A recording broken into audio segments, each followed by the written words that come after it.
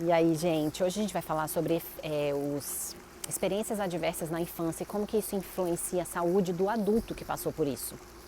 Então, esses estudos começaram em 1995, mas depois disso teve vários outros e eles identificaram mais ou menos 10 áreas.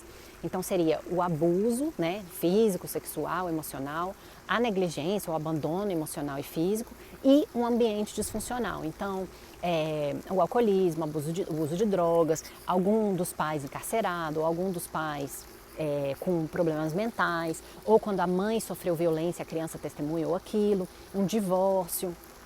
Tudo isso é classificado como uma experiência, um evento adverso nessa criança. E quanto mais eventos essa criança passou, pior seriam os resultados, né, as consequências na saúde mental e física dessa criança quando adulto.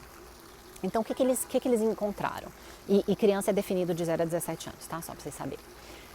Então, qualquer tempo ali que essa criança entre os 0 e os 17 anos passou por isso, quanto mais efeitos, pior seria. Então, quais são os efeitos que causa na criança ter passado por isso?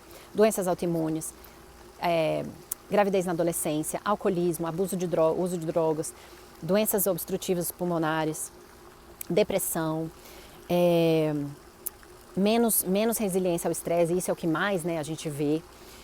Muitas doenças inflamatórias e há inclusive uma mudança, não no DNA em si, mas naquela parte da epigenética, ou seja, liga e desliga genes relacionados à habilidade de manejar o estresse. Tá? Inclusive essas pessoas elas podem viver até menos 20 anos a menos do que as pessoas que não passaram por tantos traumas.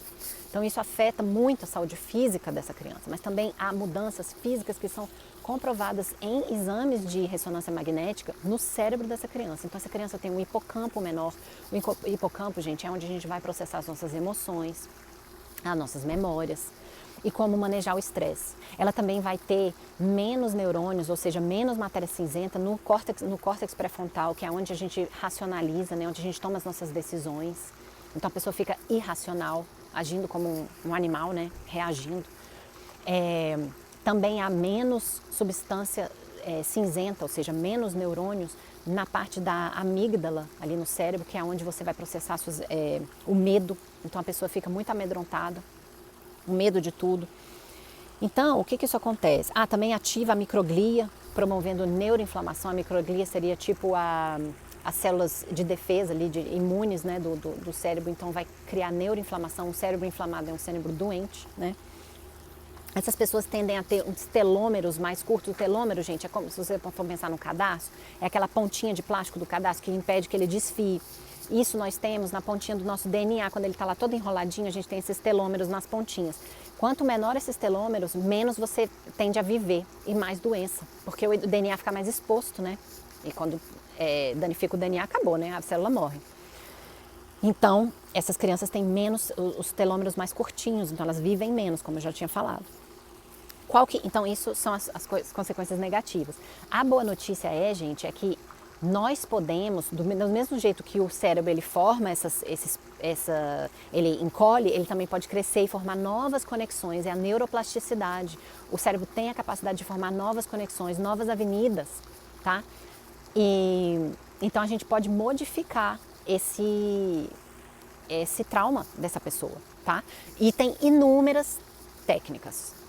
Não dá tempo de entrar aqui em todas, mas o mais importante é que esse adulto aprenda a se autorregular, a se autoconfortar, porque ele não recebeu essa regulação, ele estava sempre em fuga, em briga, luta, fuga, adrenalizado, cortisol alto, ele não sabe se acalmar, ele não sabe, então e cada um vai reagir de uma forma, ou ele fica violento e fica muito combativo, né?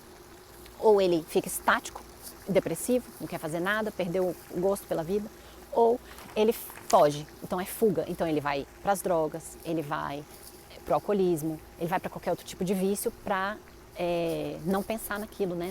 Não lidar com aquilo. E a violência também é uma forma de não lidar e a depressão também é uma forma de não lidar, mas cada um vai ter um jeito de reagir. Então, existem inúmeras técnicas de autorregulação, se você jogar no Google lá. Algumas delas você, na hora de explodir. Então, quem é explosivo, você pode usar, por exemplo, um elástico e você se puxar esse elástico para, tipo, te machucar um pouquinho, por causa de uma condição de que você está dizendo para o cérebro, não, isso é ruim. Para. E respirar. O mais importante é respirar. Quando a gente está nervoso, com medo, ansioso, a nossa respiração ou trava, ou você prende a respiração, ou ela fica curta, né, e muito rápida. Então, você alongando essa respiração, principalmente a expiração, você ativa o parasimpático e contra-regula o simpático que está muito ativado. Então, respiração, por exemplo, de 5, 5, 5.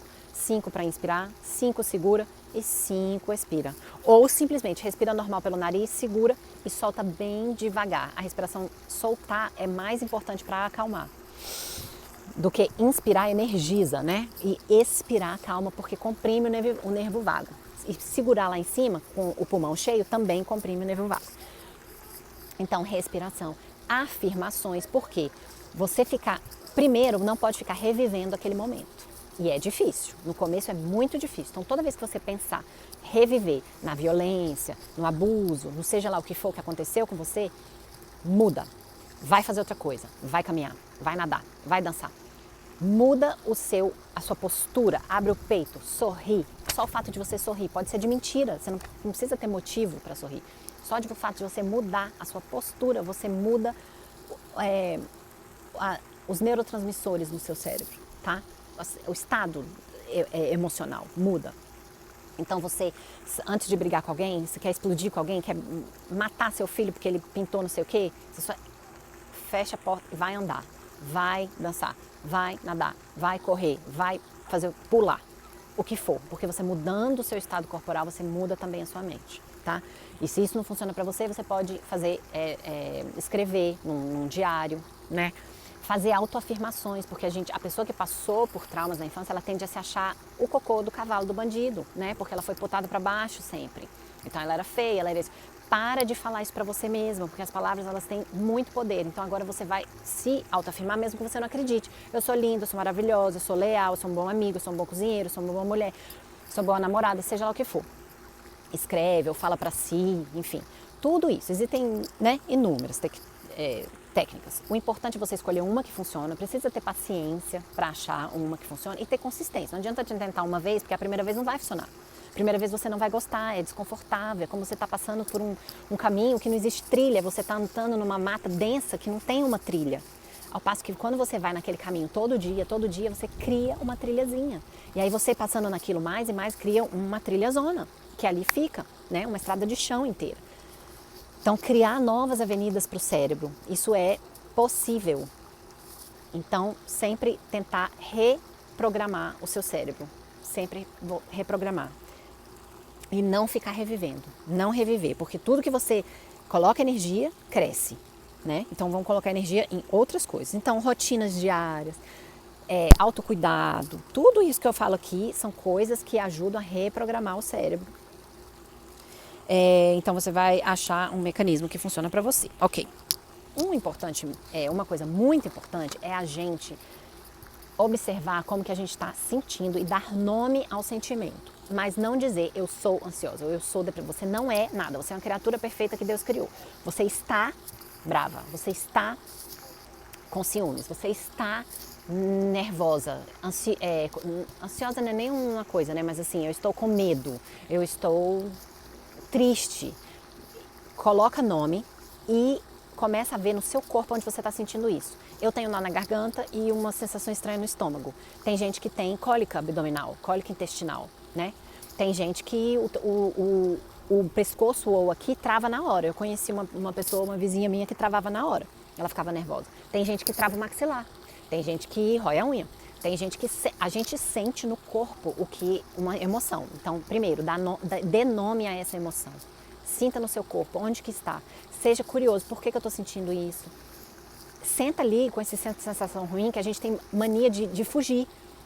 A gente não pode fugir, a gente tem que lidar. Então, por que estou sentindo assim? Onde que está isso? E agora vamos mudar. Muda a postura, muda o seu estado, vai fazer, né, alguma coisa para te acalmar. Uma música, uma oração, liga para alguém. Um abraço, gente, o abraço é tão poderoso, não precisa nem explicar para a pessoa por que você quer um abraço, você só quer um abraço. O abraço libera ocitocina, né, um hormônio do prazer, que é o mesmo hormônio que a mãe sente quando ela dá de mamar, é o mesmo hormônio do orgasmo. A serotonina também, que é o hormônio, né, que a gente se sente, endorfinas, que a gente se sente bem. Então, um abraço. Só o fato de você falar com alguém, expor, né, não engolir, porque isso tudo fica. Então, ter com quem conversar. Não precisa ser um terapeuta, seria bom. A hipnose é extremamente boa para essa parte do trauma, tá? Eficaz, mas tem pouquíssimas pessoas, mas tem pessoas que não conseguem ser hipnotizadas. E lembrar que sempre tem alguma coisa boa que sai do ruim que você passou.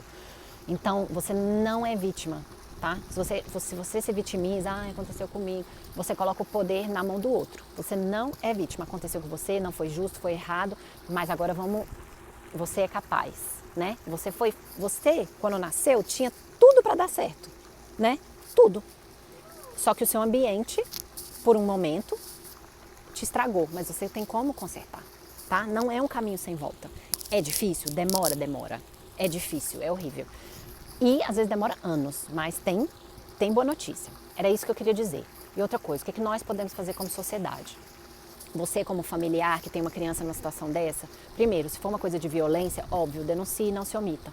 2, seja um porto seguro para essa criança. Se ela não tem abraço, se ela não tem toque físico, se ela não tem carinho, se ela não tem alguém para falar coisas boas, a palavra, gente, ela tem tanto poder. Fala coisas boas nessa vida dessa criança, fala você é o máximo, você é linda, você vai ser muito inteligente, você vai ser uma bailarina, você vai ser isso.